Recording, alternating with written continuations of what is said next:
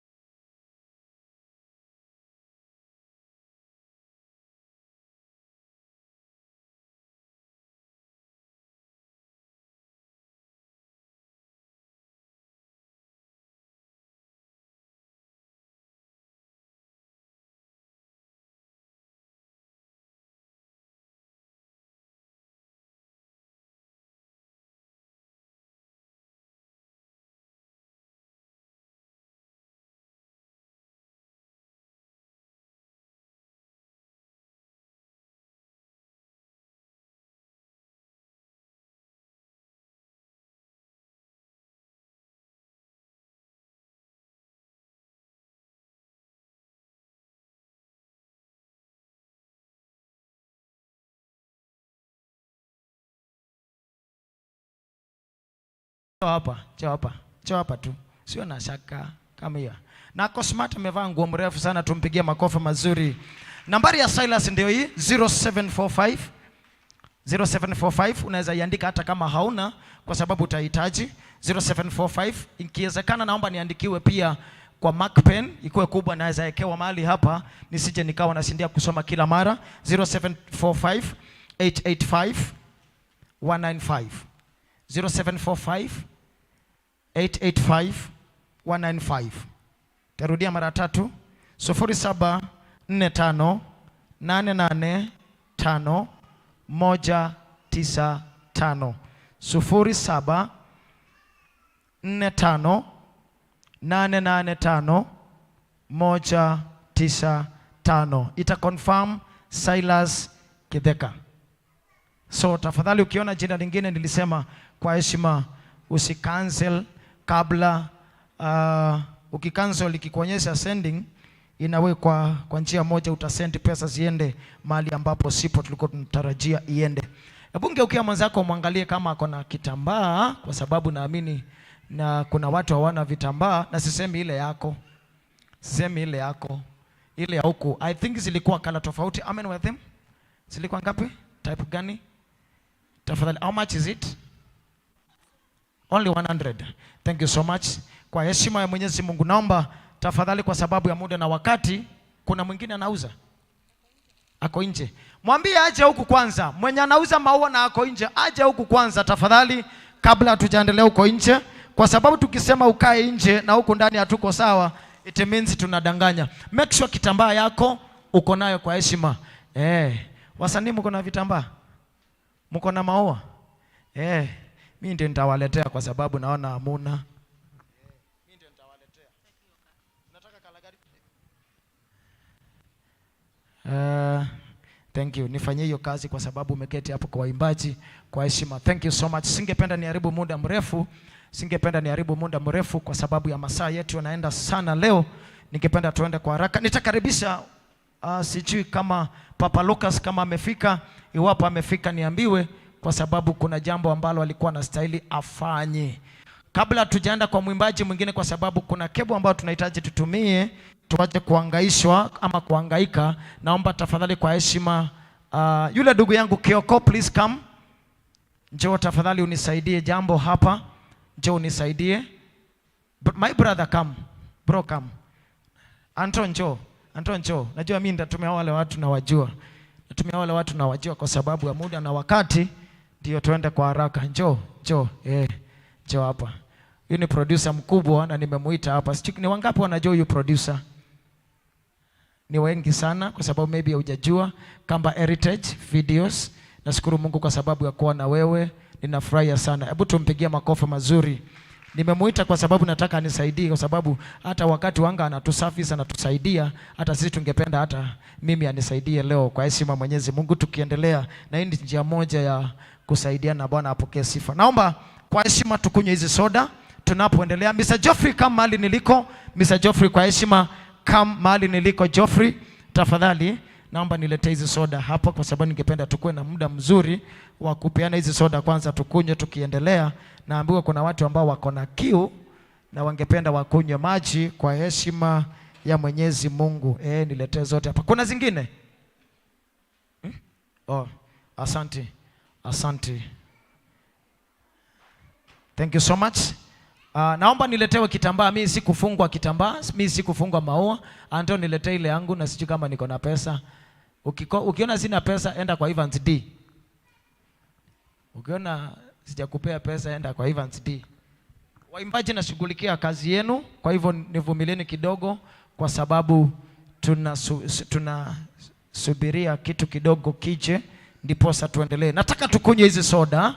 Nataka tunywe hizi soda kwa haraka sana, kwa sababu ya muda na wakati. Na nitaanza na hawa wameketi hapa mbele. Nikikununulia soda, Geoffrey, come here please. Brother, come here. Please come. Joe. Come here. Kuja hapa hivi. Mr. Eric, come please. Eric, come please. Naomba tufanye hivi.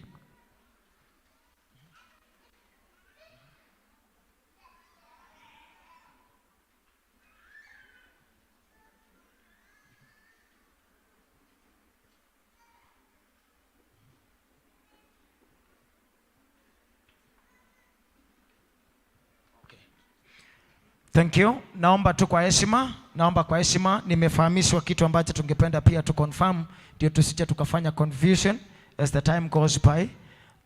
Silas hajaingia kwa sasa, na kwa hivyo tunaweza mtumia na tukose kuconfirm kama pesa imeenda.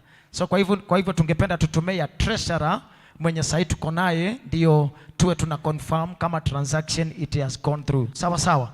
Kwa hivyo nitaomba, yes, Evan Joe huko tafadhali.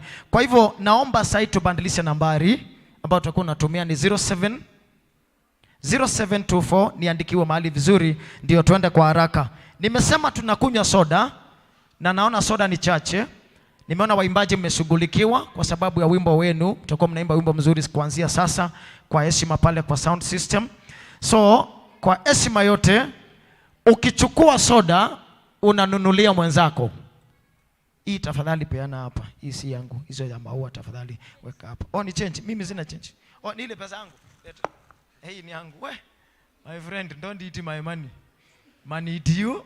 By the way, nikuja andena ngoja kidogo, kuna kitu nimekumbuka.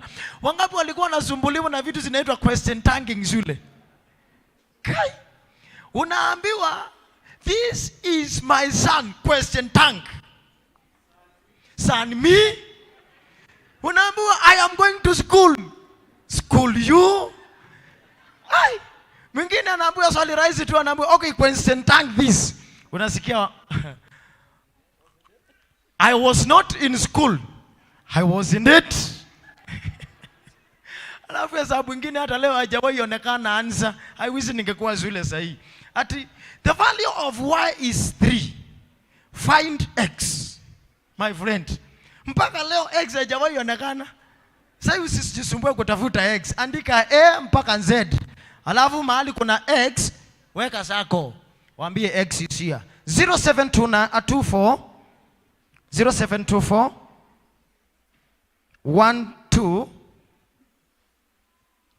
76 69. 0724 127 669. Tarudia mara tatu. 0724 12 7669. 0724 12 7669. 69. Ita confirm mutanu. So tafadhali kwa heshima, iwapo na transact na M-Pesa kwa sasa, transact through hiyo namba ya pili ambao nimesema. Waimbaji wote tumewapa heshima, wako pande hii kwa heshima ya Mwenyezi Mungu, na Bwana apokee sifa. Pamoja na producer wote tunawaleta upande huu kwa heshima, na Bwana apokee sifa. Tunakunywa soda ndiposa tuende na kwa haraka. Na mimi kwa heshima ninanunulia soda yangu ya kwanza, nanunulia Geoffrey, kazi yako ni kunichukulia pesa. So kazi yako ni pesa. So soda yangu ya kwanza nanunulia Geoffrey. So kazi yako chukua kikapu, tuende tukichukua pesa. Kazi yako ni kufuatisha pesa. Hii ndio pesa ya soda ya Geoffrey. So brother, nisaidie kubeba hii. Njoo twende. Beba hii. Geoffrey, umeuzia soda nani? Nitumie mtu tu. Umenunua soda kwa nani? Umenunulia huyo. Thank you so much. Umenunulia soda nani? Nelias. Umenunulia nani? Niambie umenunulia nani? Mutanu. Umenunulia nani? Nitume tu kwa mtu. Jose. Nipeeni hiyo pesa tafadhali. Kazi yako ni kunifuata, uchukue hiyo pesa tafadhali. MC mwenzangu njoo unifuate tafadhali. Thank you so much. Transaction tunatumia ile namba. Then after that umenunulia Jose umenunulia nani? Chukua twende. Awe ngapi? Njoo. Umenunulia wawili. Hawa kwa pamoja. Jose na Debbie. Thank you so much. Sasa mkiwa wawili mnisaidie sasa. Wewe umenunuliwa nyote mkiwa wawili. Shika yako ndio hii. Unataka Fanta? Tafadhali nisaidie. Evans D, njoo unisaidie ndugu yangu. Njoo tu unisaidie baba yangu. Papa Lucas njoo unisaidie. Tafadhali. Umenunulia nani? Mgani? Huyu ako hapa karibu. Mwenye alimba wa kwanza ni nani? Thank you so much. Tafadhali brother, kazi yako ni confirm pesa.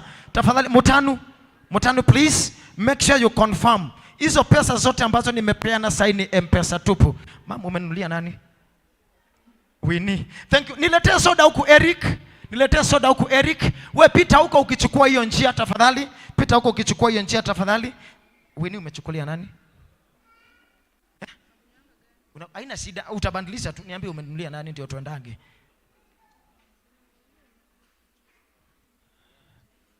Bana wewe umenunulia na wewe usinunulie mtu. Umenunulia nani? Mrs. Evans D. Nani? Uko na Papa Lucas hapo. Nimeambiwa umenunulia nani? Evans. Nipe Fanta tafadhali, mbio twende kwa haraka tafadhali. Wale wanatumia M-Pesa nyinyi si wataki hapa, endeni side nyingine. Kazi yenu ni kuchukua pesa. Endeni side nyingine, tokeni kwa waimbaji, endeni huko. Hata nimeama huko. Umenunulia nani? Mtoto Fanta. Tafadhali leta soda hapa tafadhali kwa heshima. Chukua soda ukipea mtu mwingine. Naomba tusaidiane tafadhali kwa sababu ya muda na wakati. Njoo brother kwa sababu ya time. Njoo tafadhali kwa heshima ya Mwenyezi Mungu. Mchungaji nimekununulia soda. Umenunuliwa na huyu brother by the way. Amesema thank you. Umenunulia mchungaji mwenzako. Thank you so much. Hiyo ni soda. Pastor. Niende kwa chairman wa kwaya. Huyu ndiye amenunulia mchungaji. Thank you. Kazi yako shika hii pesa. Thank you so much. Mchungaji amenunulia mchungaji ameenda kwa nitume tu mtu mmoja. Ni 100 tu. Nimeona mwenye umenunulia. Nisaidie na soda. Kazi yako ni kunifuatisha. Njoo nipitishe soda. Alafu watu wengine wapite side ile tafadhali. Naomba wengine wanisaidie side ile tafadhali kwa heshima ya Mwenyezi Mungu, na Bwana apokee sifa tafadhali. Nimejua mwenye amenunulia. Unajua kuna yule nimemwona ako karibu. Shika. Na ukikamatwa unakamatika. Basi na wewe umenunulia. Huyu mmeketi pamoja. Lete hapa tu haraka. Nipe nani? Chukua hizo. Nani amevaa suit? Amenunulia baba yake. Nipelekee babake. Dadi umenunulia ako wapi? Ndio huyo. Thank you so much. Mimi sitashindwa kwenda huko. Nitakubali kwenda mahali kuna baba. Sasa ile nimetumwa kwa baba. Nitaenda kwa baba. Thank you so much. Thank you. Ndondomo bando. Nitume tu kwa mtu mwingine. Mama Mark, chukua pesa hapa. Kuna pesa iko hapa. Mama Mark. Simu nisaidie tafadhali, munisaidie kuchukua pesa tafadhali, tuende kwa haraka. Mama Mark, chukua pesa hapo kwa Mama Mark na umpe soda. Umemaliza? Tutakuja hapo. Mama Mark amenituma Saidi. Hata Saidi nimeona kuna watu wanataka kunywa soda haraka haraka. Mama Mark umenituma Saidi, si ndio? Hapa hivi. Thank you. Umemaliza kupeana vitambaa? M-Pesa, ile namba ya M-Pesa tafadhali 0724 127 669. Tafadhali niandikiwe hiyo namba kwa capital letter iwe inatembea. Tafadhali ukichukua pesa confirm umake sure umetuma kwa M-Pesa ambao ni sahihi kwa heshima ya Mungu. Naomba nisaidiwe na mtu mwingine anisaidie kuchukua pesa huku. Tafadhali. Tafadhali. Elizabeth. Peleka soda kwa Elizabeth. Umeniambia niuze soda wapi? Hapa. Bro. Nini hiyo? Nisaidie tu. Nisaidie hiyo soda tuende huku. Ni soda moja tu. Nunulie. Nilete hiyo soda hapa bro. Nilete hiyo soda hapa tafadhali. Nitumie, nichukue ni soda tu. Nipe soda. Leta pesa tu. Kazi yako nitume tu kwa mtu. Asante. Au jamaa kwa smart. Nisaidie bro. How are you? You are very smart. Thank you so much. Haina shida. Ni soda tu. Hata zinaenda tu hapa hivyo tu. Zinaenda tu hapa hivyo tu. Kunywa tu soda. Haina shida. Ni soda tu. Safirisha tu, kazi yako ni kusafiri. Enda huko kwa wanakwaya kwanza wamechoka na enda ukachukue pesa huko. My friend, change iko wapi? Papa Lucas niletee change ya mrembo niletee change 1000 tafadhali. Saidia na change ya 1000. Haitoshi. Niletee change ya 1000 tafadhali kwa heshima kwa sababu ya muda na wakati.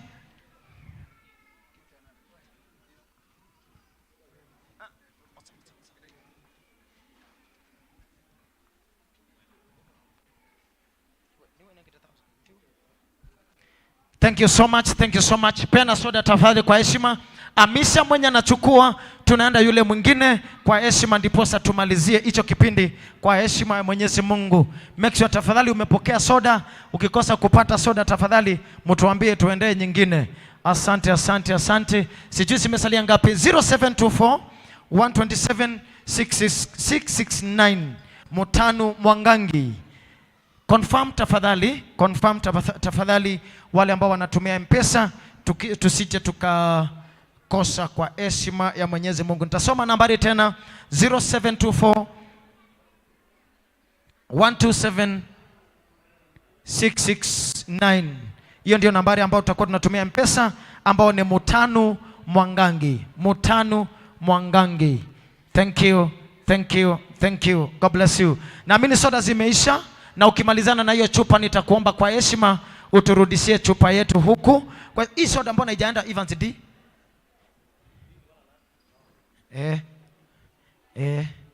Thank you. Nisaidie, simama hapo tu. Leta. Ngapi?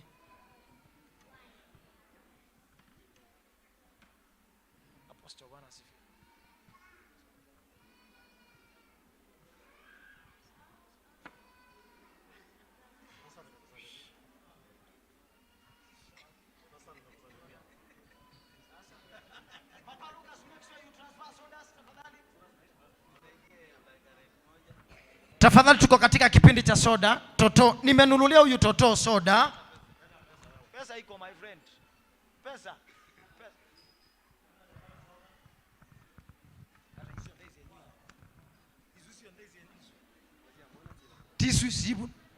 Thank you so much. Thank you so much. Tunamalizia soda na Maua Nation. Ndiposa tumalize kwa heshima ya Mwenyezi Mungu. Masaa imesonga. Naomba tumalizie kipindi cha soda ndiposa tuendelee na waimbaji kwa sababu ya muda na wakati. Singependa tuharibu sana. Ukipokea soda yako unaweza kunywa. Ukipokea soda yako unaweza kunywa kwa heshima kwa sababu ya muda na wakati. 0724 127 669. Ta-confirm Mutanu Mwangangi. Mutanu Mwangangi. Tuko katika hali ya kubandilisha ama kuchukua soda zetu na maua yetu. Make sure umepokea maua, make sure umekunywa soda, ndiposa tumalizie.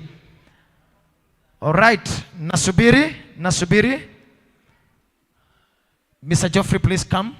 Geoffrey, come please.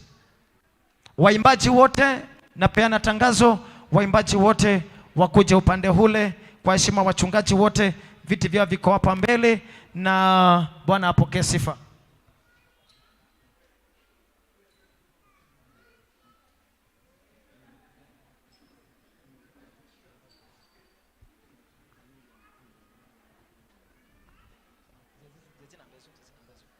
So thank you so much. Ninasubiri tu kwa ufupi zaidi tumalizie kipindi cha soda, kwa sababu singependa tukue tuna commotion wakati waimbaji wanaimba.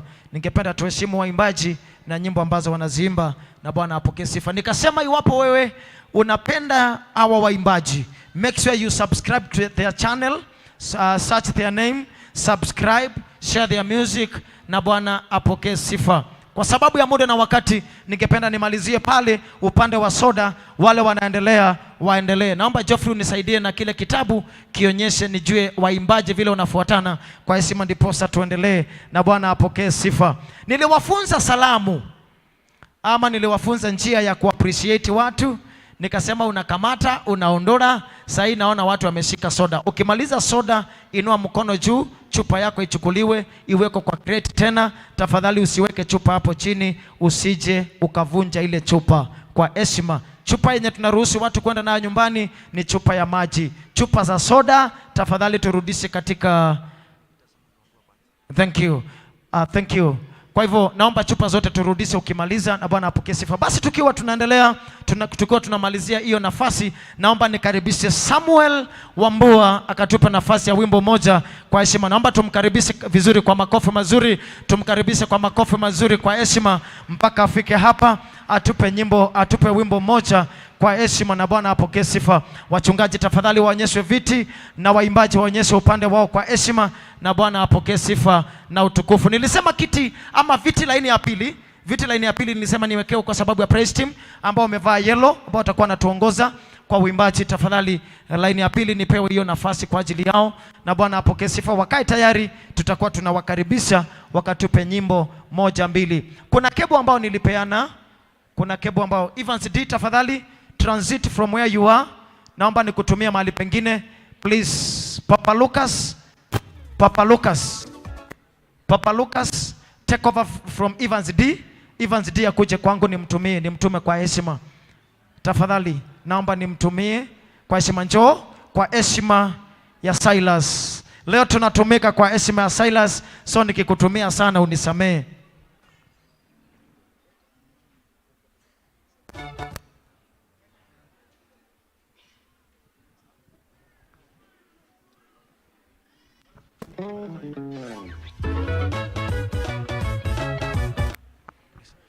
Asante. Thank you. Tafadhali, asante.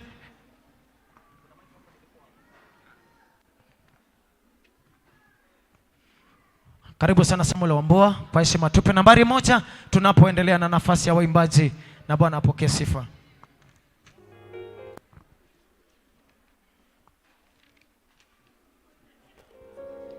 Haleluya. Bwana Yesu asifiwe. Nataka kuwabariki na wimbo mmoja. Wathi ni wa Kikamba, nondo ni Mukamba na inaendete Kikamba. Wimbo inasema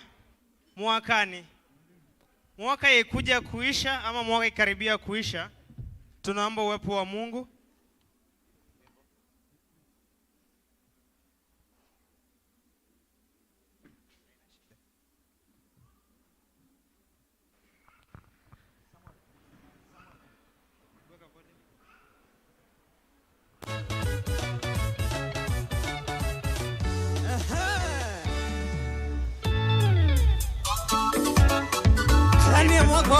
Hallelujah.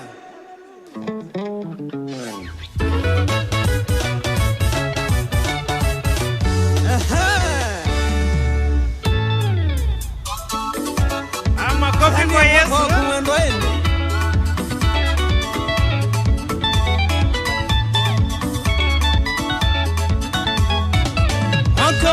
Yuko dhalanya ni chama changai amaida kula mwavingie ngai wa kwamba kavingue.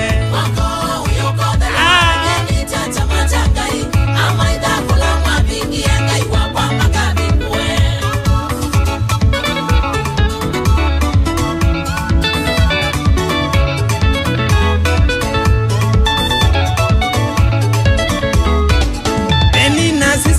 dhili kukono itavoana mano kuitwa niyana penina manai mwadhani penina sise no dhili kukono itavoana mano kuitwa niyana penina manai mwadhani wako uyukodha nage chacha machangai amaida kula mwabingi yengai wakwa makabingwe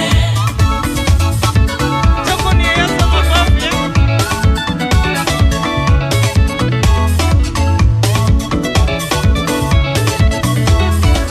tamundula wavoya ikaluni kila mudenya sake naila sevikie chama chake kiaselewa tamundula wavoya ikaluni kila mudenya sake naila sevikie chama chake kiaselewa wako uyukodha lage ni chama changai amaida kula mwabingi yengai wakwa makabingwe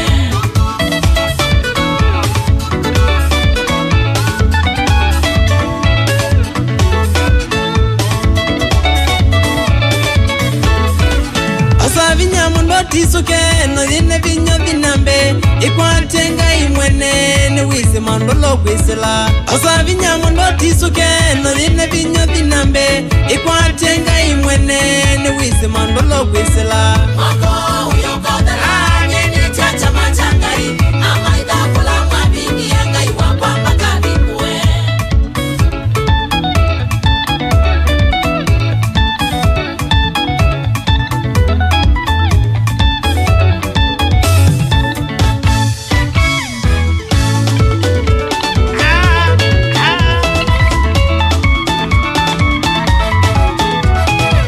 Okila yose chama cha gwende ai musi waku wa balanilwe ai musi waku wa balanilwe makoyu siana siaku isome ai siana siaku isome Hey, yasungie Hapa mwekene kuya Mama ndumo nokiyo Hai waleme musine kuwagi Waleme indikoto ine Siana nishale ile tauniwe Anesiana siyo tera siya Hapa mwekene kiyo Wakani huyo ni wakwe Ogamoti soke weyaganie Nunango yu geta songi ambayo siyaki Hallelujah Clip Studio Munafanya kazi safi Okay, line yote soke mwandoa Aha Evangelist Samuel Wambua Aya pigele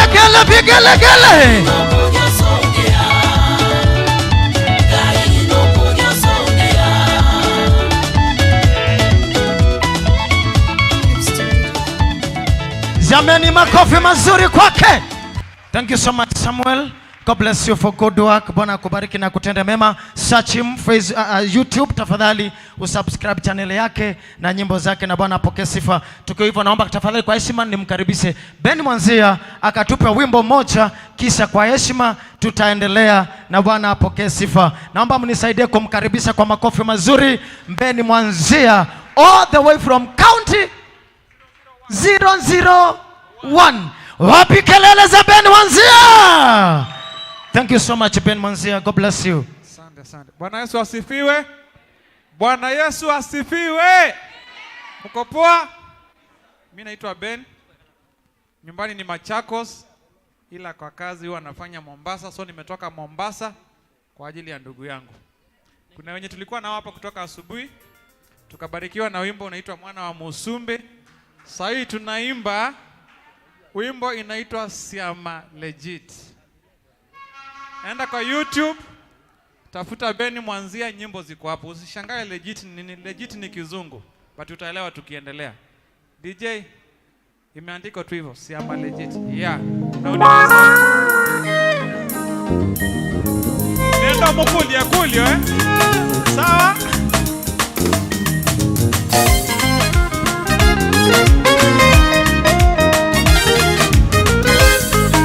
Watonyeka ata mundu akesila kiwuni ate usovoka. Uweweze Yesu no uweweze.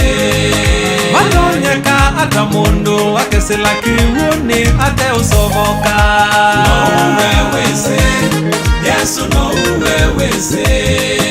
Makuli watano andu militano maisa ata makavuna na makati ya uweweze Yesu no uweweze. Makuli watano andu militano maisa ata makavuna na makati ya uweweze Yesu no uweweze. Kupolo kanda kapo kavaka mundu eikilalinga akona. Uweweze Yesu no uweweze. Kupolo kanda kapo kavaka mundu eikilalinga akona. Uweweze Yesu no uweweze. Uwe mwiki wasiama legiti mwana uwengai. Utieta bakanywa maandu mewazi. Tindumbaga na chemical ni vinya waku. Utieta bakanywa maandu mewazi. Mwiki wasiama legiti mwana uwengai. Utieta bakanywa maandu mewazi. Tindumbaga na chemical ni vinya waku. Utieta bakanywa maandu mewazi. Ucholambia ya sainsi nondo nuwe wombiewe. Ubosia mowa umatenda wa nondo nuwe wombiewe. Ucholambia ya sainsi nondo nuwe wombiewe. Ubosia mowa umatenda wa nondo nuwe wombiewe. Iye mana mavia Usina sianda Situlumo sia ukanda Nisisi wa sia waku Imana mavia Usina sianda Situlumo sia ukanda Nisisi wa sia waku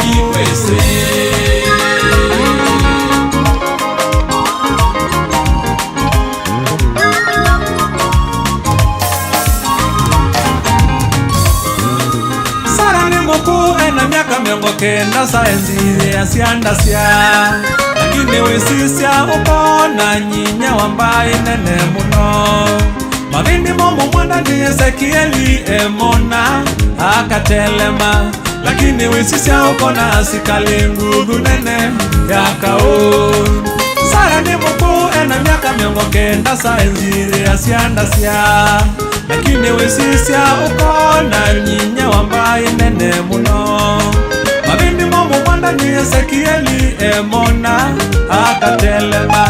Lakini wisisya ukona asikali nguvu nene yakao. Mudhini yanadhina atewiyani lakini yuyu enawia. Amweme asaikie kuongana lakini niona vinya waku. Mudhina anadhina wani wima wamwe lakini yuyu ni muima. Amweme asaikie kwa mundu muwe lakini niona vinya waku. Mudhini anadhina atewiyani lakini yuyu ni kitonga. Amweme asaenda mayini lakini niona vinya waku. Mudhina anadhina wani wima wamwe lakini yuyu ni muima. Amweme asaidie kwa mundu muwe lakini niona vinya waku. Usindi wa mayini na mundu muwe isusiria wasisi akavina. Lakini siama siaku ni legiti na iyithia wana mililo. Usindi wa mayini na mundu muwe isusiria wasisi akavina. Lakini siama siaku ni legiti na iyithia wana mililo. Wiki wa siama legiti wana uwengai. Utieta bakanywa maandu mewazi. Tindumbaga na chemical ni vinya waku. Utieta bakanywa maandu mewazi. Wiki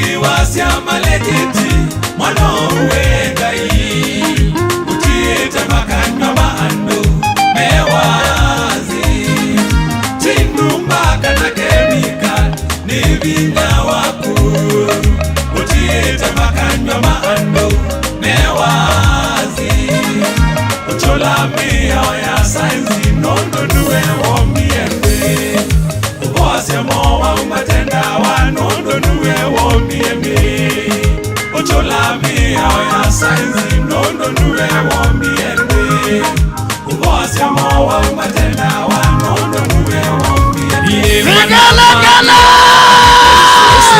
Sianda Tulu mose aokanga Nisise wasya waku Mana Maria Osena sianda Tulu mose aokanga Nisise wasya waku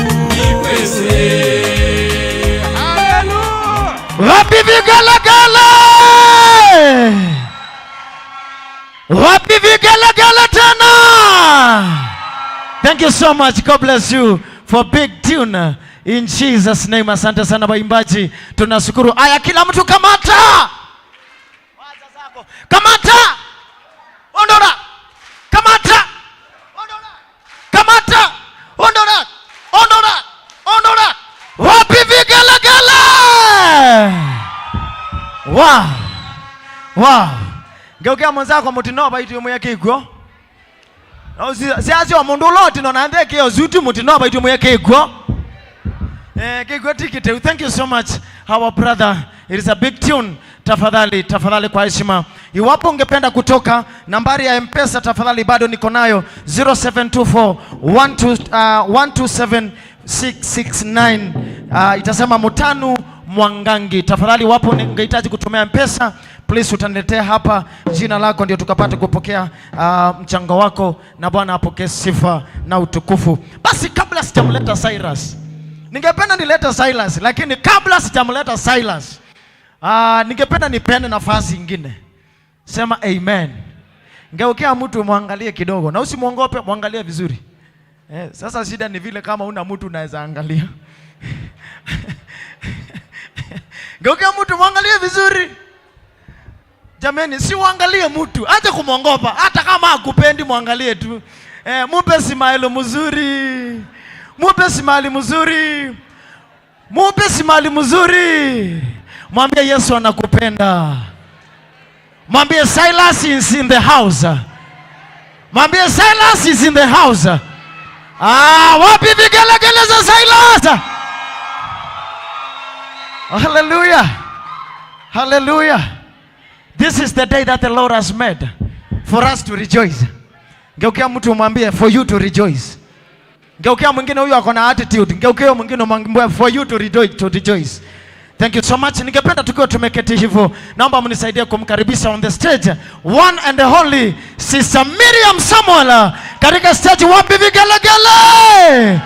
Welcome Sister Miriam. In Jesus name. Atupa wimbo moja. Wanga nasema kwamba she's a walking miracle, she's a living miracle. Sitaki utupea testimony sasa, kwa sababu akitutupea testimony hapa, wengine tutaanza kubadilisha mood, tukose kuendelea na ibada, na singependa, lakini hata kuja siku nyingine. Sema amen. Sema amen.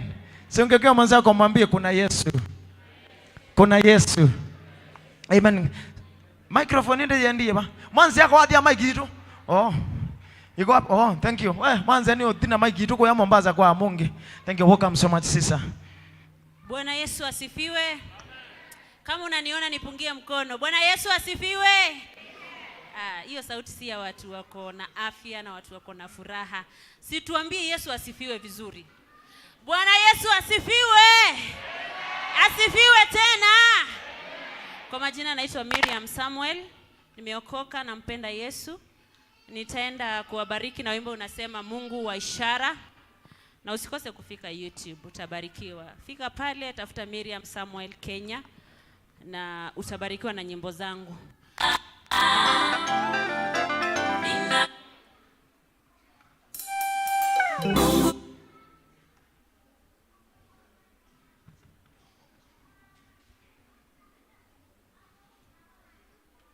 Mungu wa ishara, nina imani nawe. Silas, wewe uko na imani na nani? Huyu Mungu ni wa ishara. Hata leo ni ishara. Siku ya leo kufika na kuona hawa watu wote wamekuja ni ishara tosha. Najua kwa nini nasema ni ishara. Mungu wa ishara, nina imani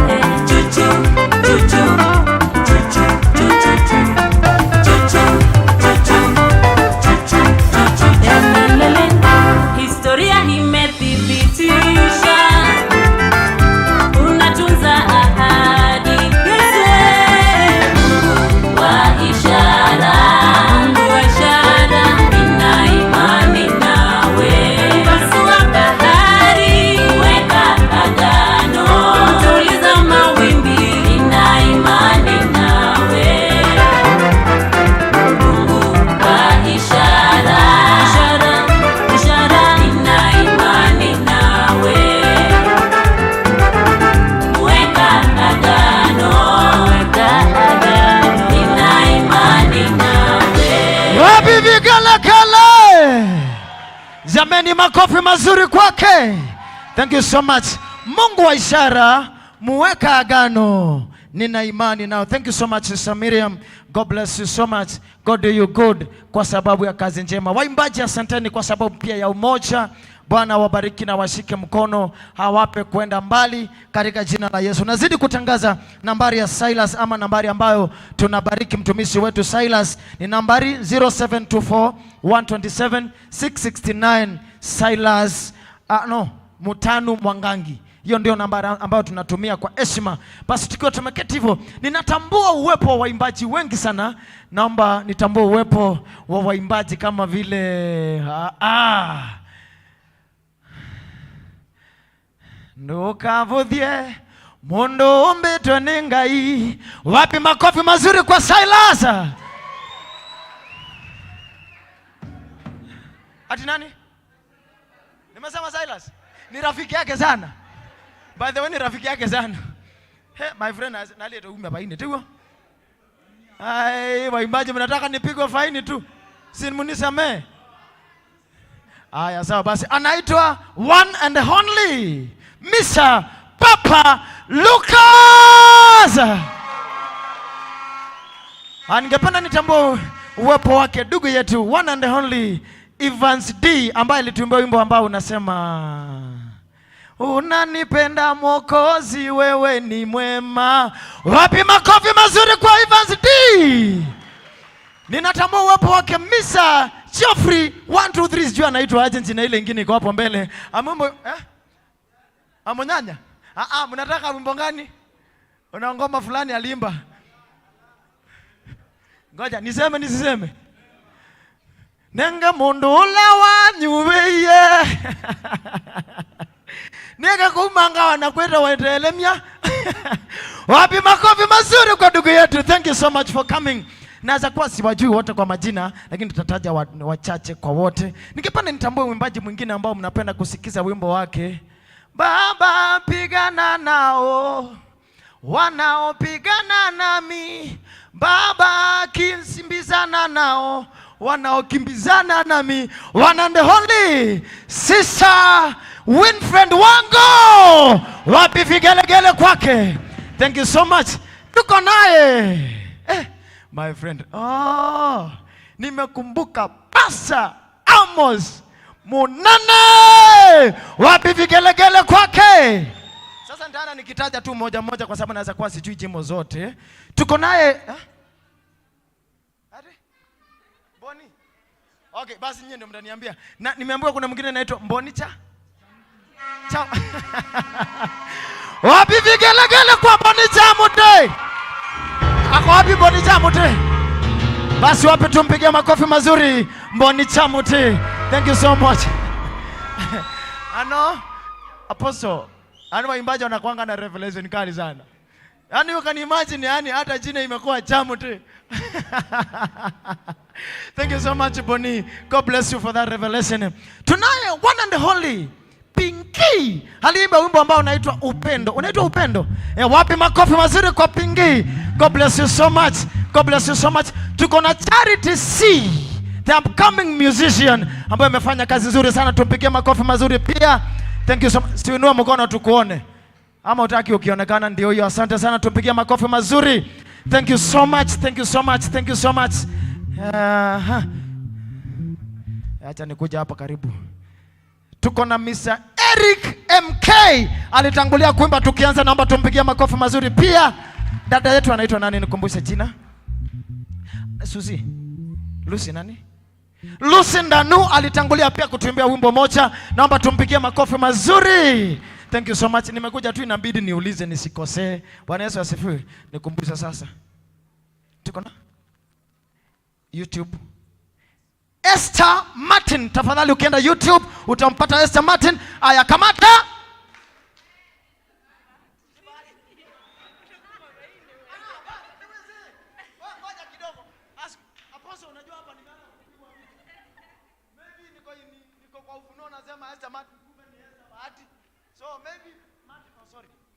So, naomba tukamate vizuri kila mtu. Kamata. Ondora. Kamata. Ondora. nenga bibi tunondo lambeza ndia za kamata kwanza ni nyumo zio nzo ya muno nenga ego nenga hizi ya huyu jamaa anataka kunipa ile yake hapa. Njoo nifuate hapa. Kamata. Ondora. Haya digital. Nomo. Nichukulie hii pesa na hii nipe 50 events. Nipe 50 events. Nipe 50 Amka unichukulie pesa, nichukulie hapo. Nipe 50 hapo, nipe 50 hapa. Haya, tuende pamoja. Haya digital. Asante pingi, nipe hiyo 50. Nipe hiyo 50 pingi tafadhali. Nipe hiyo 50. Chukua. Amka unisaidie kuchukua pesa. Amka unisaidie kuchukua pesa. Nichukulie 50 hapo, kuna pingi. Nisaidie na hiyo pesa tafadhali. Haya no more. Sisa mundoki lete kwako nenge 50 usu. Thank you so much. Digital. Huyu kwanza nipe hiyo yako. Nilikuona ukifanya hivi. Yaani ngaine ngozi nenge 50 wako. Nenge 50 wako tafadhali. Likana analia na Zabaila. Nenge 50 wako kabisa. Hii? Waimbaji mnakosea niko karibu na nyinyi. Acha kabisa. Shika Chukua hiyo pesa. Njoo unifuate usikae kwani lazima kwanza tuchukue hii pesa kidogo hapa. Aya kamata. Ondora.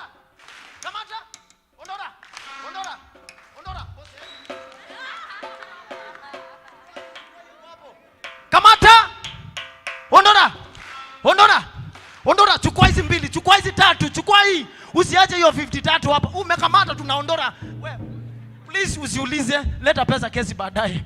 Chukua pesa hapo. Haya, nifuate tu, nivumilie dakika moja. Haya kamata. Kana kauni kao. Kuna mtoto amepiga makofi hapo. Kamata. Ondora. Kamata. Leta Geoffrey leta pesa. Tuma M-Pesa. Mtu tuma pesa ama unipe pesa. Confirm hiyo pesa kama imekuja, confirm hiyo pesa. Ya Geoffrey. Kamata. Ondora. Leta. Uka njoo. Papa Lucas tafadhali njoo. Evans John. Geoffrey njoni hapa mnisaidie kuchukua hii pesa. Hii. Kamata. Ni 50 tu. Kamata. Ondora. Kamata. Kumbuka Anania na Safaira. Ondora. Haya digital.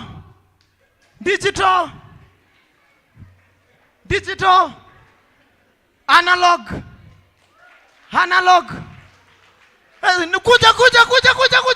Kuja hapa. No more.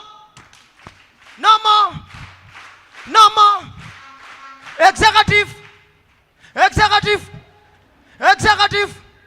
Digital. Nichukulie pesa mtu anafanya mkono hivi kana hawa watoto wa nani hawa? Hawa watoto nipe 50 mbili hawa. Ngoja nikuonyeshe mwenye nipe hiyo pesa. Hawa watoto wawili hawa wainua. Niambie mmoja. Ngoja nikuonyeshe ndashika hawa ambao ni waimbaji wao. Hawa, nipeni 50 tu kwa sababu ya watoto.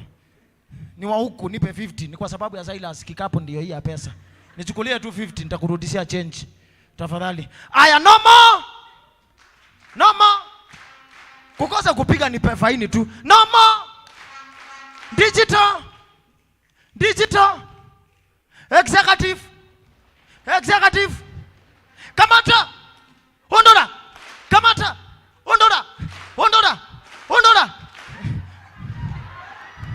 Ndikwenda kudhalela iko manoni. Nenda yes. Njoo. Kamata. Ondora. Kamata. Digital. Analog. Yani jameni. Acha tu niwasamea kwa sababu ya muda wa wakati. Yaani mimi nawafunza tu na mnaanguka. Sema amen. Nataka nimalizie hapo. Upande wote tafadhali shika hii pesa nisiende na hii naweza enda nayo kwetu. Naomba kwa heshima ndio tumlete Silas. Naomba kabla tujamleta Silas nitakuwa nimekosa sana kutambua uwepo wa watu kadha wa kadha waimbaji hapa. Sababu ninataka Silas akija hapa itakuwa tu anakuja the dedication and everything to go on. Kisha sitakuwa nafasi nyingine sana kwa waimbaji, na tuko na waimbaji wengi. Silas unapendwa. Silas unapendwa. Tumeenda kwa launch mingi lakini waimbaji hawajitokezi vile wamejitokeza kwako. Tunatambua ya kwamba Mungu anakupenda na tunakupenda pia. Ukiona sana si unisaidie na 50 sababu ya kunisaidia. Utatuma kwa M-Pesa. Ni vizuri kunisaidia tu na 50, asante. Thank you so much. So ningependa nitambue kuna waimbaji wengi ambao tuko na wao. Ningependa pia nitambue uwepo wa ongeza 250 kwa 100. Naomba nitambue uwepo wa Alex Kioko. Naomba Alex simama kwa heshima. Naomba simame. Kuna watu wengi ambao hawajui Alex ni nani, lakini nitakutambulisha Alex ni nani. Thank you so much. Na usinipe 250 kwa sababu ya kuja.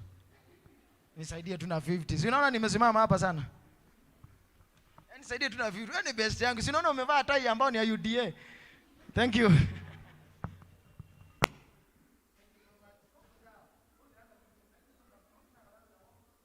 Thank you so much. Huyo anaitwa Alexis ama Alex Kioko. Tunamfahamu kama waimbaji, wachungaji wanamfahamu. Alexis ndio yule ambao mnaonanga picha imepigwa cut. Hata kama mtu ana cut anawekwa cut. Jamani ndio huyo mwenye anatuweka cut. Wapi makofi mazuri kwa Alexis. Thank you so much. God bless you for being in our presence. Naomba Mr. Anto simama tafadhali, and all other producers ambao tuko na wao. Anto simama tafadhali. Kama kuna producer aliye katika kanisa naomba asimame, nataka nimtambue kwa hapo. Asante, naomba wasimame. Kama wewe ni producer wa video ama audio ama photography whatever, I want to introduce you to great men. Thank you so much. We have Anthony ambaye ni director wa Kamba Heritage Videos ama films. Ndio huyo, tafadhali naomba tumpigie makofi mazuri. Thank you so much. Tafadhali wapo na video, ungependa pia kufanya kazi safi na kazi nzuri, fanya naye na Bwana akubariki na akutende mema. I think ni wewe ulifanya ile ngoma inaitwa niseme au memaabiza matelemia. Na unajua, ngoja kidogo niwaelezeni kitu. Unajua mnainukaga haraka kupiga vitu na kupinga bila kujua the reason behind that. Sometimes waimbaji wanapata ufunuo ambao ule ufunuo akiupata wewe mwenyewe auelewi na unaanza kupinga. The aspect of it inamaanisha mtu ambaye ni reckless, mtu afanyi kitu ambayo anastahili kufanya. So ukinuka ukianza kupiga vitu kama hizo, tafadhali jaribu sana ulinde waimbaji wetu, tunawapenda sana. Bwana asifiwe na watende mema. So niko na pesa iko hapa, shika nisiende nayo. Nataka kwa heshima nilete waimbaji wawili ndio nikuwe na process ya kumleta Silas kwa heshima kwa sababu ya muda na wakati. From studio naomba tafadhali nijue the next, tafadhali kwa heshima kutoka kwa kile kitabu. Geoffrey from studio tafadhali naomba nijue next, nifanye wawili kisha tuendelee. Geoffrey tafadhali utatupa wimbo mmoja, na kisha baada ya pale nitakuwa namleta Winfred Wango, kisha baada ya pale nitamleta mwingine mmoja na mwingine wawili. Sema amen. Sema amen. Soda zimeisha. Ngoja kwanza nipe 50 ya soda. Amen. Kuna soda nataka ukunywe iko pale. Amen. Nitatuma kwa simu. Oh, thank you. Nenga munu wa ula wa nyuveye. Hallelujah. Bwana asifiwe. Thank you. Bwana asifiwe. Hiyo kaimeni kidogo. Bwana asifiwe. Nataka tuseme kidhembeo ni kichanga iyo. Ndamba kuita medho ino yukilote kindo. Hallelujah. Hallelujah. Kava kuita medho iba kwangai. Saidie tu. Kava kuita medho iba kwangai. Asante. Kidhembeo ni kichanga iyo. Ndamba kuita medho ino yukilote kindo. Haya niekea wimbo tuimbe. Si mtanisaidia? Makofi tu pole pole tu. Haina haraka tu. Haya pigia Yesu makofi basi. Weka makofi mazuri kwa Yesu. Weka Yesu makofi mazuri. Weka makofi mazuri kwa Yesu. Ukasiawa na dina no kaiwa na dina. Himba. Ukasiawa na dina no kaiwa na dina. Hata chao msikwenyu bona na radina. Nabasi msikwenyu bona na radina. Kila mwika ni kutambanya na ngaiyo. Kidhembeo ni chake anzungie. Himba. Kila mwika yani kutamanya na ngaiyo akithembe oni chake anzungi himba chorus kabakwita medho ibakwa ngai himba kabakwita medho ibakwa ngai kithembe oni kichanga hiyo Mama kwita medho inoyokilote muso nisaidie kithembe oni kichanga hiyo Mama kwita medho haya weka makofi mazuri weka makofi kwa Yesu nikabala kwita medho ibakwa ngai weka azukumitwa muno ni benina wakwa iva zukumitwa muno ni benina wakwa na benina anena nondethesia benina anuma twine bamwe yona mwana nanena yeni mongo nanuma nathesio yona mwana nanena himba pamoja na mimi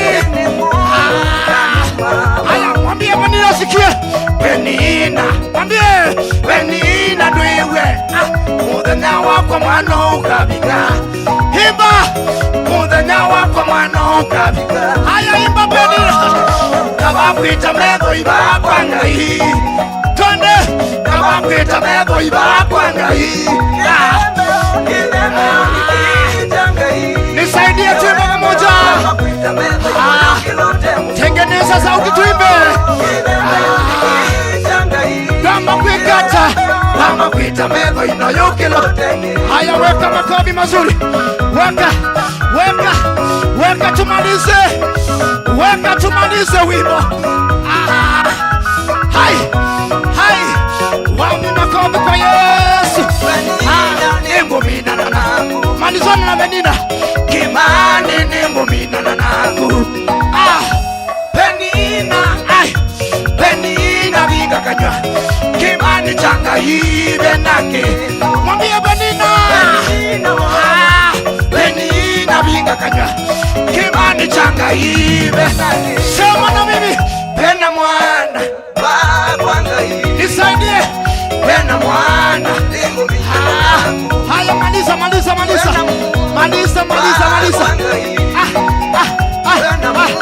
moya bro maliza 1 2 3 hallelujah wapi zangu na vigelegele.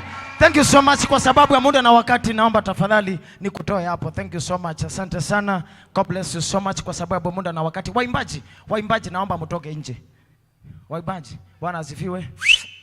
Go, tokeni nje. Endeni mkaniletee Silas kwa sababu ya muda na wakati. Waimbaji tokeni. Waimbaji, that's a request from Silas tafadhali because of time. Waimbaji tafadhali.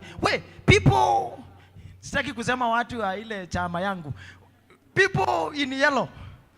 People in chama yangu. I thank God for you people. Tokeni tafadhali. Kwa sababu ya muda na wakati naomba waimbaji endeni, mjipange ndio mkuje mkiwa sawa. Naomba nitengenezee microphone tafadhali. Thank you so much. Waimbaji mjipange kwa sababu ningependa tuletewe Silas, tukue na dedication ya album yake na kisha tukue na waimbaji kidogo hapa. Kwa hivyo naomba tafadhali tuonyeshe ile njia watapitia. Cameraman, which side? That side, this side. I don't know why I feel this is the best side for them. Mr. Kyoko,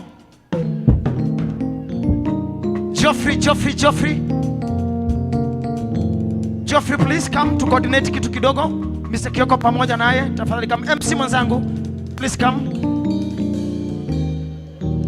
Request tafadhali, ninaomba tafadhali kwa heshima tuende mlango ule mwingine wa maingilio.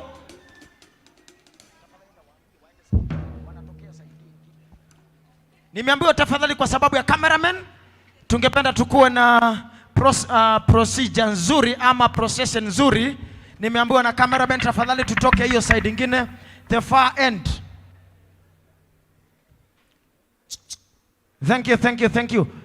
Thank you so much. Waimbaji wangu nyinyi mnatoka tafadhali director wenu awapange vile mngependa kuja. Tafadhali wale wengine waende upande ili tu save time. Let us save time tafadhali, tusikose. Waimbaji tafadhali munisaidie. Tafadhali. Is it live? Someone to confirm. Geoffrey.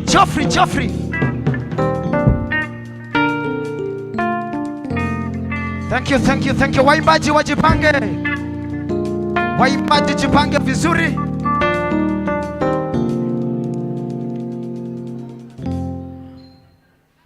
Tafadhali tuchunge chupa kwa heshima. Iwapo kuna chupa iko chini karibu na wewe, na tafadhali imeisha soda, naomba ziletwe hapa kwa sababu tungependa tupe Silas loss kwa heshima Mwenyezi Mungu. Naomba nifunguliwe njia kidogo. Nifunguliwe njia tafadhali kwa heshima. Nifungulieni njia kidogo kwa sababu we. Thank you so much wanakwaya. God bless you so much. Please. All right. Wangapi wako tayari kumleta Silas katika kanisa? Wangapi tuko tayari kumleta Silas? Situnyoshe mikono juu sisi sote kwa pamoja. Ishara kwamba we are ready for him. Tungependa tumlete vizuri kwa heshima. When you are ready tafadhali let me know. Kiasi tu. You set the other side tafadhali, mko sawa? All right. At a count of 3 tutakuwa tunaanza tafadhali hapa kwa procession. Naomba kusije kukawa na watu kwa sababu tutakuwa na msafara hapa kwa heshima. Naomba clear the way. Mrembo tafadhali toka kidogo. Kama unachukua video, chukua kutoka mbali kwa sababu ya main cameraman kwa heshima. Basi kwa heshima Mwenyezi Mungu, tulio katika kanisa, ningependa mnisaidie kumkaribisha one and only our guest of the day, Mr. Silas Kitheka.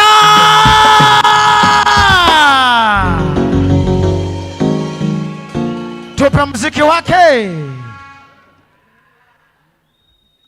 Alright, tupe muziki wake tafadhali. Haya, naomba tusimame sote. Wataimbe wahi. Naomba tusimame sote. Wataimbe wahi. Ita na mesiambia. Twendo toto. Nitumina meonda. Twendo toto. Nitumina meonda. Utilanga hingawa. Niwe tandelila. Utilanga hingawa. Niwe tandelila. Tiana nande.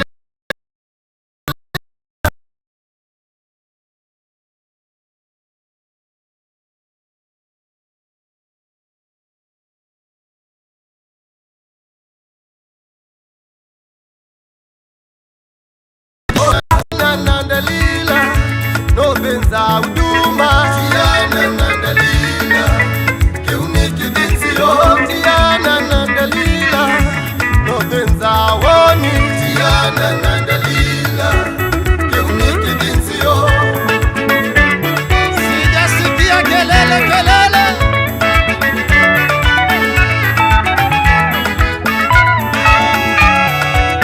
Wapi kelele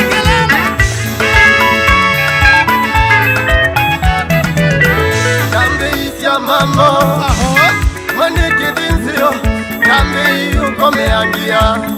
Maniki dinzio, Samsoni heti webebi.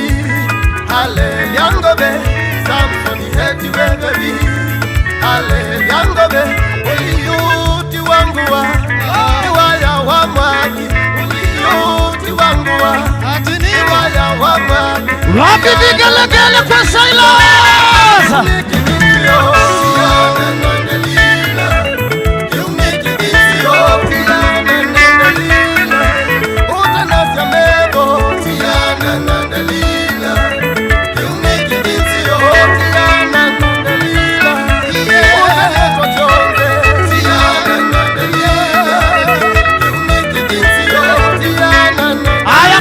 makofi mazuri kwake.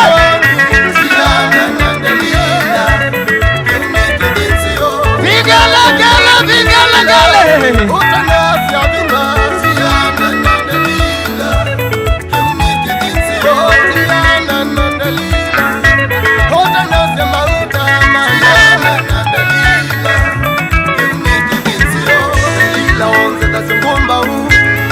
Akaitwa sionze, Delila onze base ngumba wa.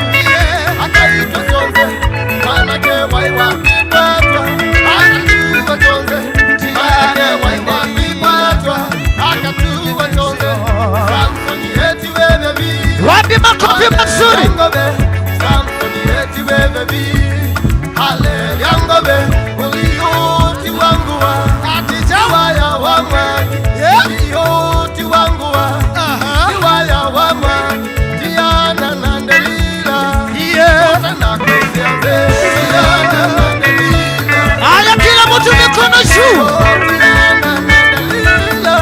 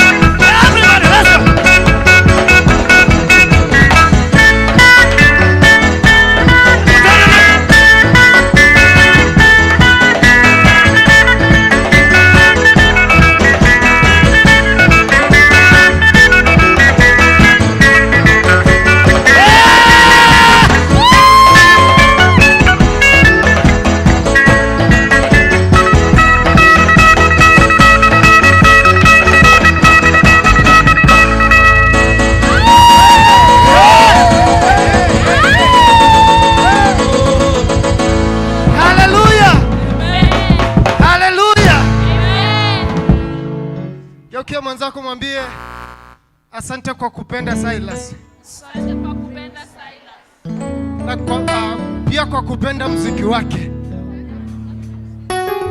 Amen. Amen.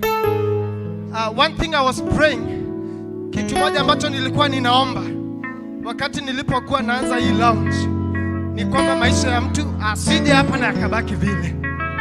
Amen. Na kabati tuliokuwa nayo wakaniambia wakati ni sasa ni wakati wa lounge. Kuna wakati wa worship experience. lakini nataka kwa dakika 5. Haleluya. Kini kindu kitu yenda kameni. Hey! Kabala, afadhali utoke bila hata kutoa shilingi, lakini Mungu akutane na maisha yako. Haleluya.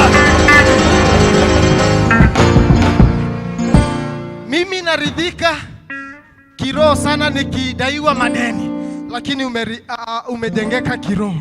Kwa hivyo kwa dakika 5 nataka hii nyumba ibadilike. Kwa dakika 5 ninataka hii nyumba ibadilike.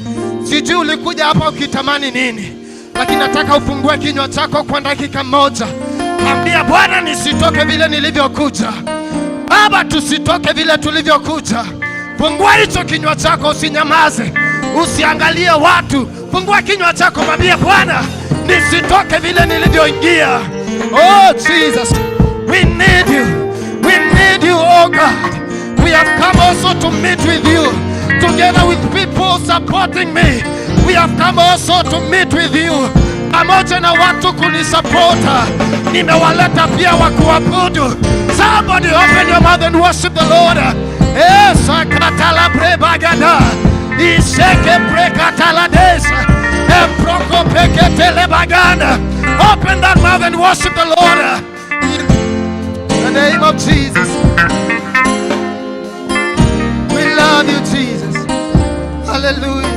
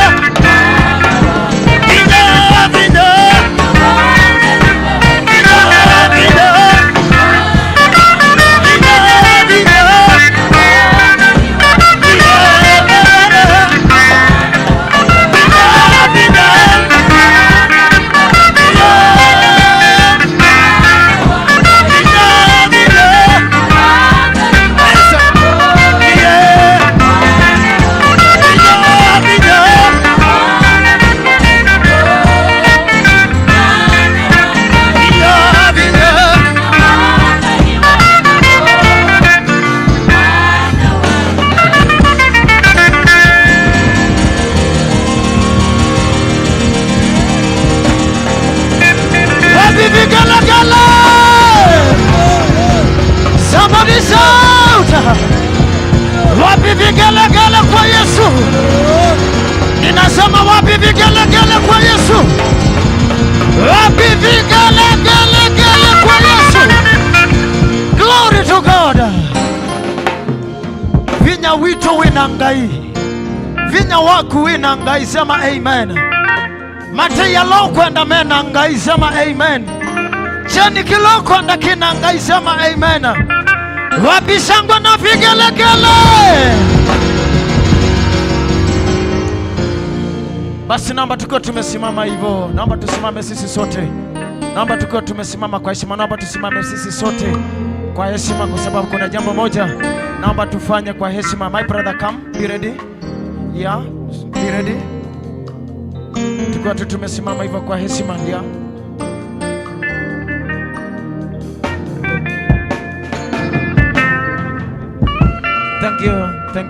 Thank you studio.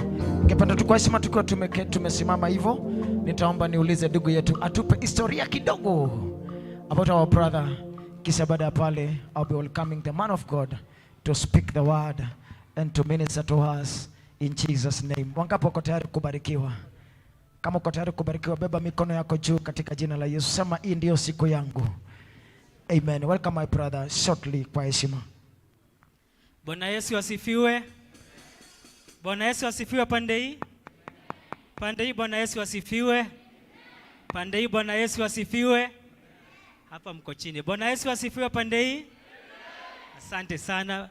Namshukuru Mungu kwa nafasi ambayo nimepatiwa na MC. Kwa majina naitwa Sir George.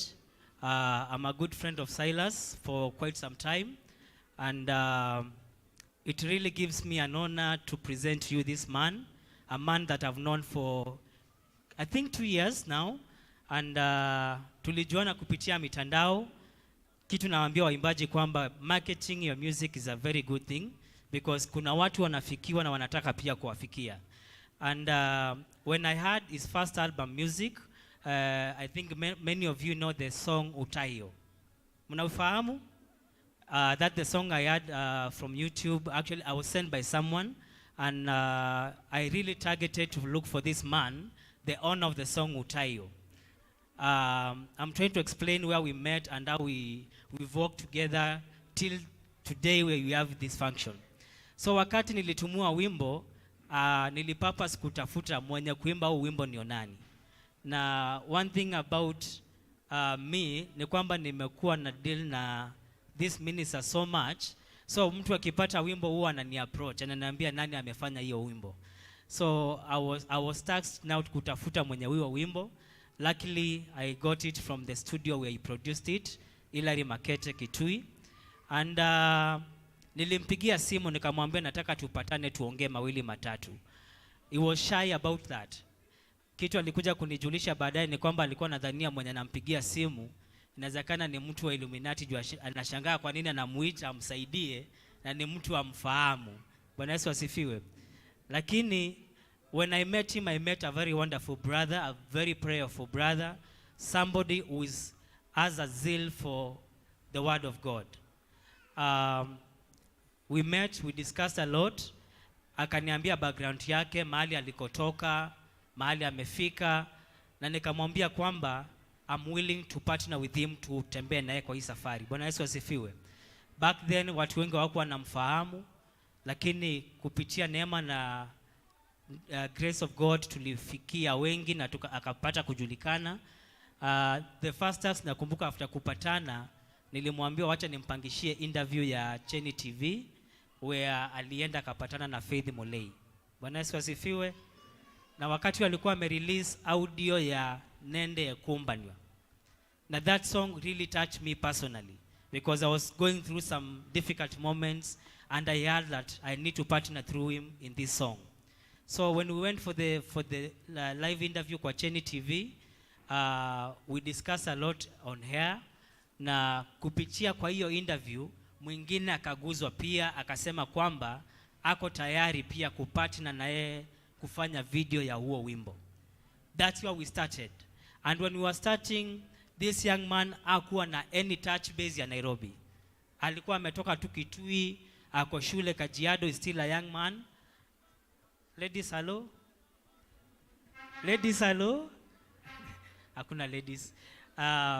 So tulikuja tukaongea na yeye na tukafikia kufanya the video ya nende ya kuumbanwa, which was well received and ikafikia wengi, na nashukuru Mungu kwa maana nimeona akigrow. I remember the first day tulikuwa tunapigiana simu na screenshot, ananiambia YouTube nimefika subscribers 400, manake tukimit alikuwa I think 300 and something, na ilikuwa our daily prayer like Mungu atusaidie tufikie wengi, manake the numbers also communicate, nakwambia wangapi umefikia. And through that tumeona tumegrow, amefikia akafika 1000 subscribers. Most of his songs ilikuwa zinarudia 300 500, but today if you go to the YouTube where we also live this event, I think the least song has more than 2k views. Bwana Yesu asifiwe. And I'm presenting to a man and a friend that I know that he will not disappoint you as worshippers, as people who love God. Bwana Yesu asifiwe. As you contribute your cash to support him, please know you are investing in a place where it will germinate and give forth your fruit. Bwana Yesu asifiwe. Mbarikiwa sana, saki kuongea mengi manake juu ya wakati. Thank you so much. Kamata. Ngoja. Silas utanipea 100.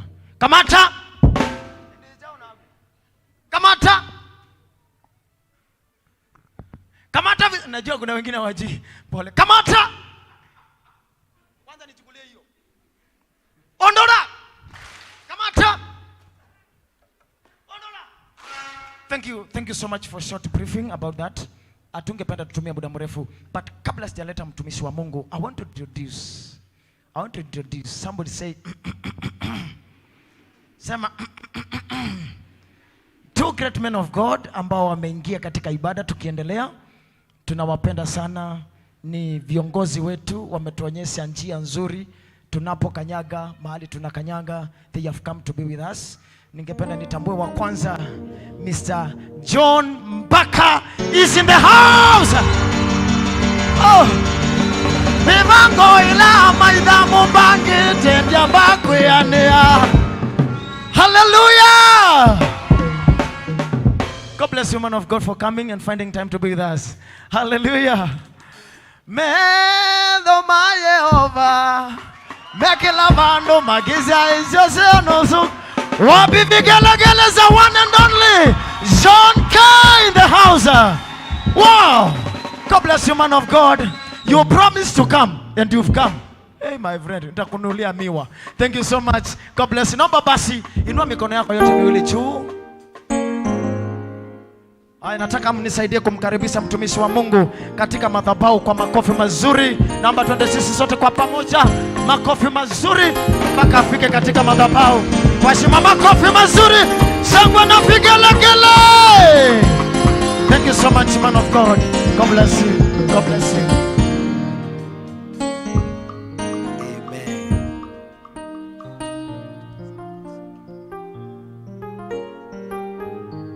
KCK 036H, tafadhali ona protocol pale nje soja. KCK 036H. Amen. Hallelujah. Tukiwa tumesimama hivyo, hebu inua mikono yako juu. Kama umekaa, naomba tu tukaweze kusimama. Inua tu mikono yako juu, tumwambie Bwana asante kwa siku hii na kwa muda ambao ameweza kutupa katika jina la Yesu. Fungua tu kinywa chako. Oh, thank you Jesus. Thank you Jesus. Emmanuel.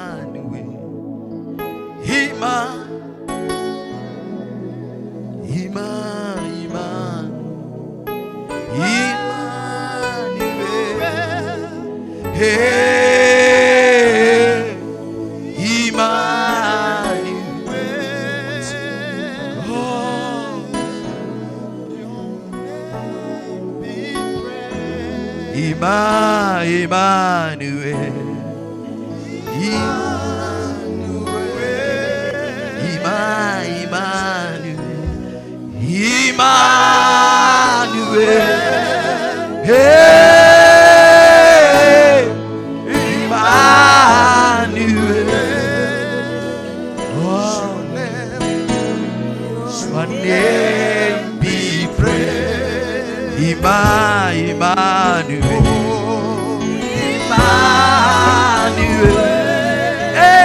Shandele Bosata.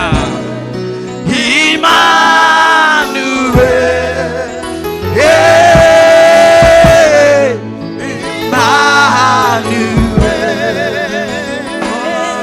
Shatalabo. Your name be praised. Emmanuel.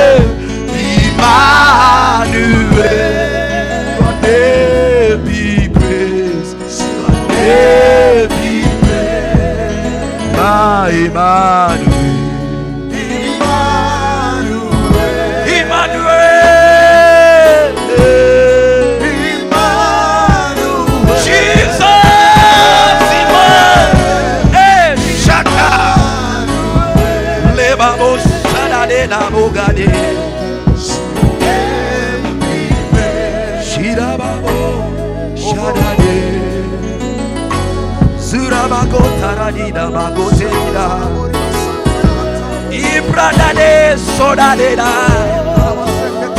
idade shagadeda bos ilabos shagade shigade bos sande. Jesus be glorified.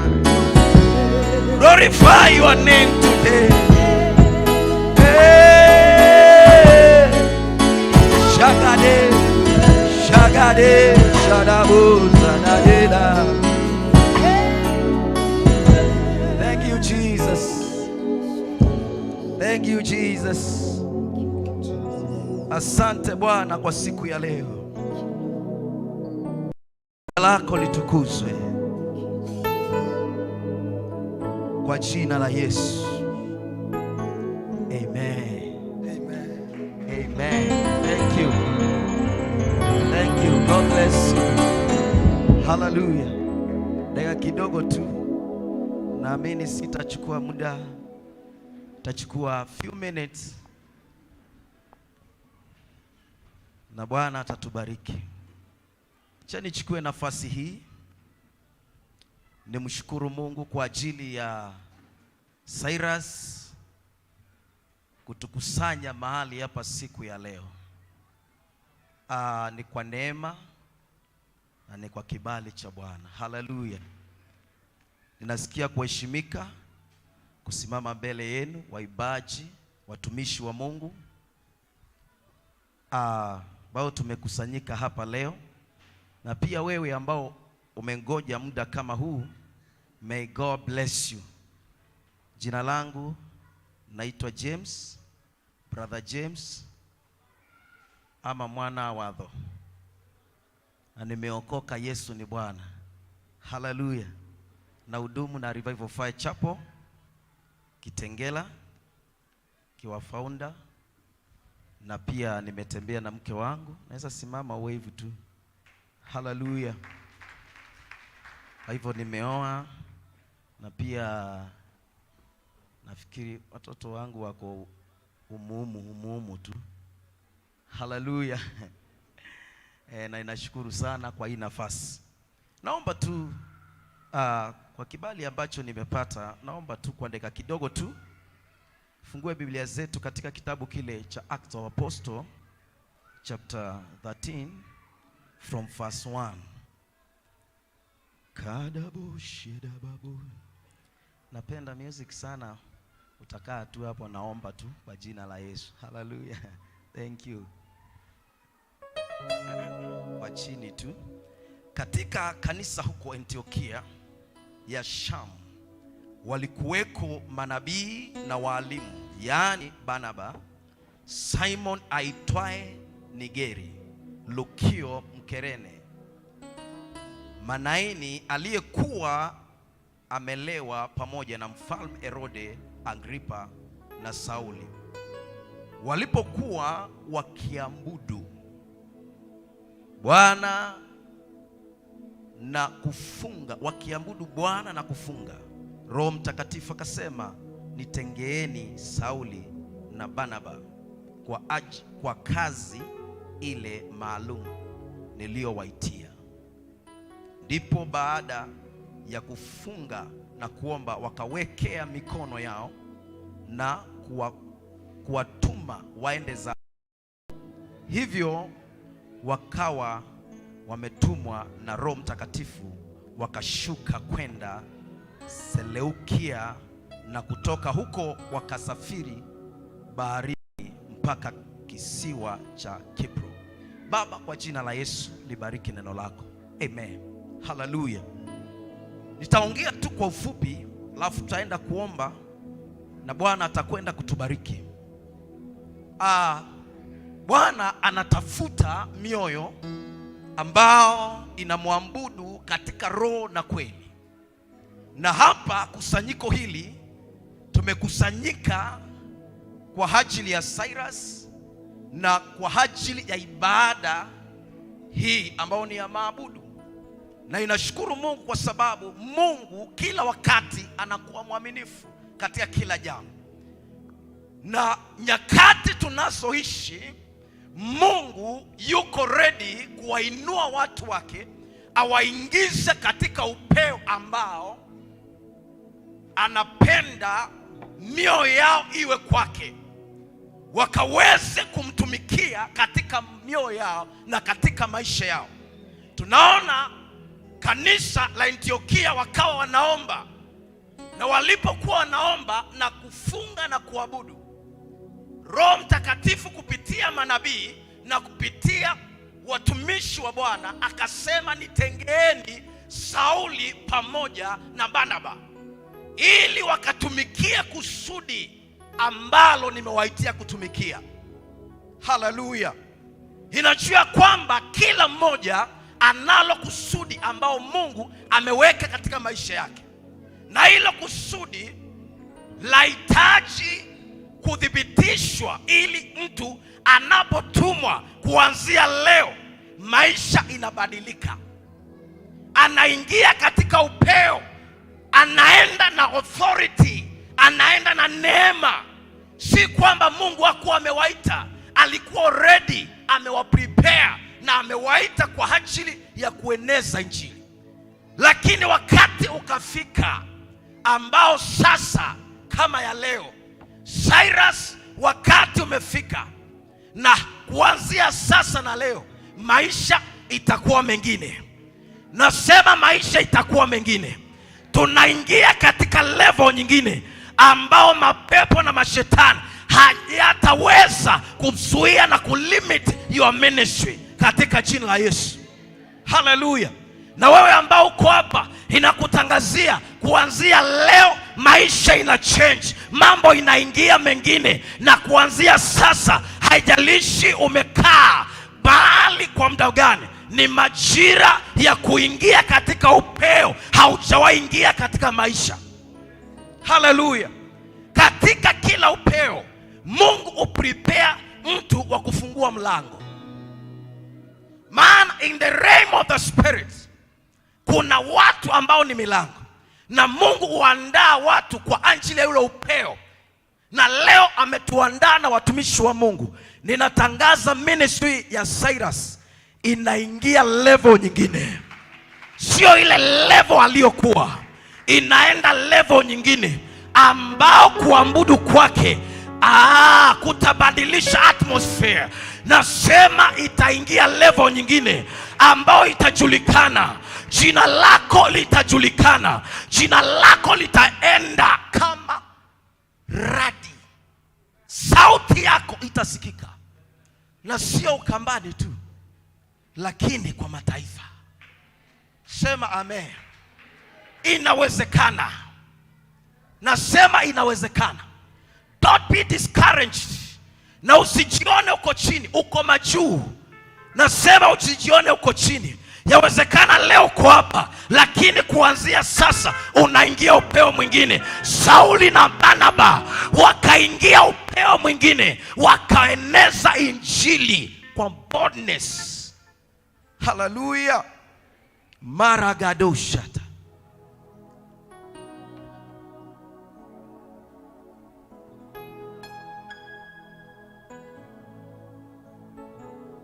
Oh.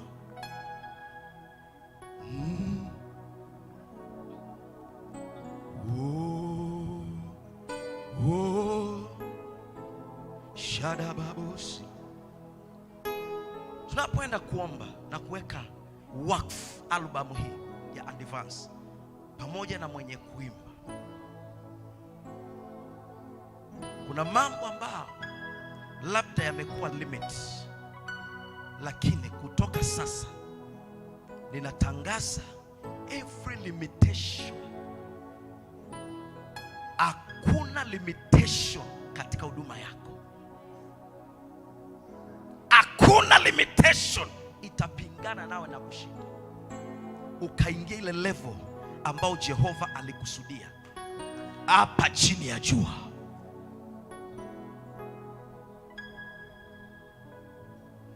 Watu wanaweza kuwa wanakujua. Wanaweza kuwa wanakujua, lakini kitu naweza kuambia, be humble. Maana mahali Mungu anakupeleka, tangia tujuane ni miaka, lakini nimeona jambo ndani ya huyu mtumishi, na leo tuna confirm, na kuanzia sasa unaingia level nyingine ya kifedha, ya kimaisha kwa jina la Yesu. Maana Jehova utoa mtu level moja kutoka utukufu kwenda mwingine, na ni majira ya kuingia utukufu mwingine ambao wa utukufu utaambudu, viwete watatembea. Hallelujah.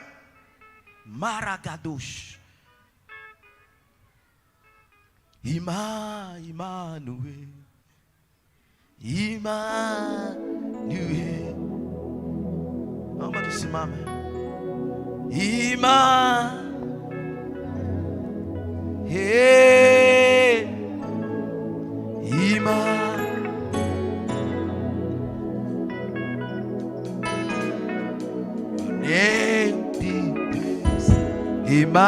Immanuel. Shikababo shadadade. Thank you, Jesus.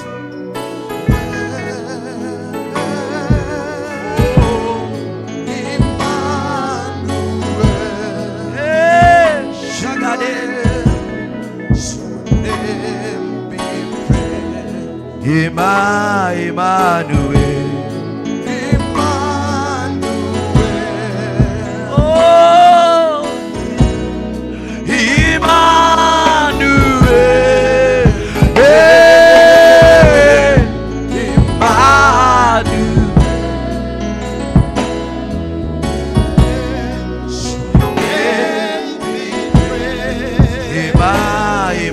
Emmanuel. Jesus.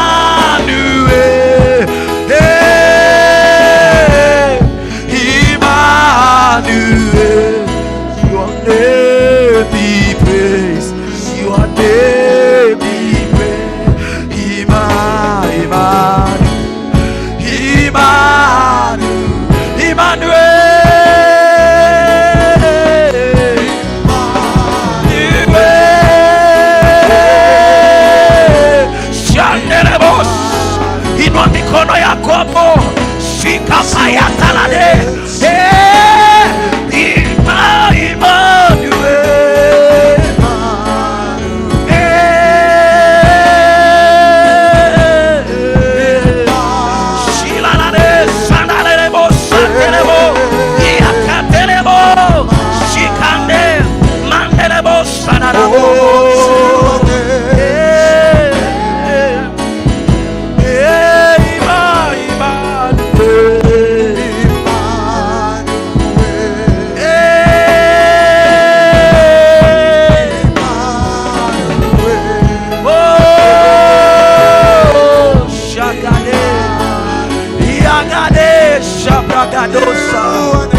Mandele kosia para yaruta lageso kama yareta lagia soke mande ketoga bai ibradi kazusa raliga tugima kosia lebrande kete sebra kadia sota oh shagade.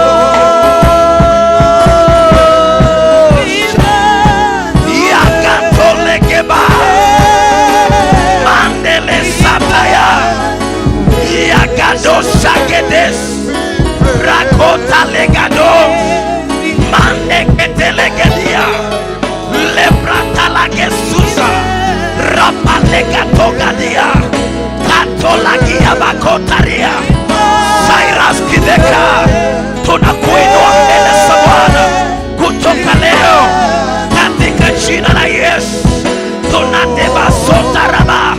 We dedicate your life to God. We pray, my Father, my God, raising to the highest, raising my Father. We push him to our destiny. We push him, my Father. We push him, oh God. Legado sakadesh, lebarade setelege, legadeba sotarabo, yandelebo seteleba, yandelebo sakate, yandelebo sata.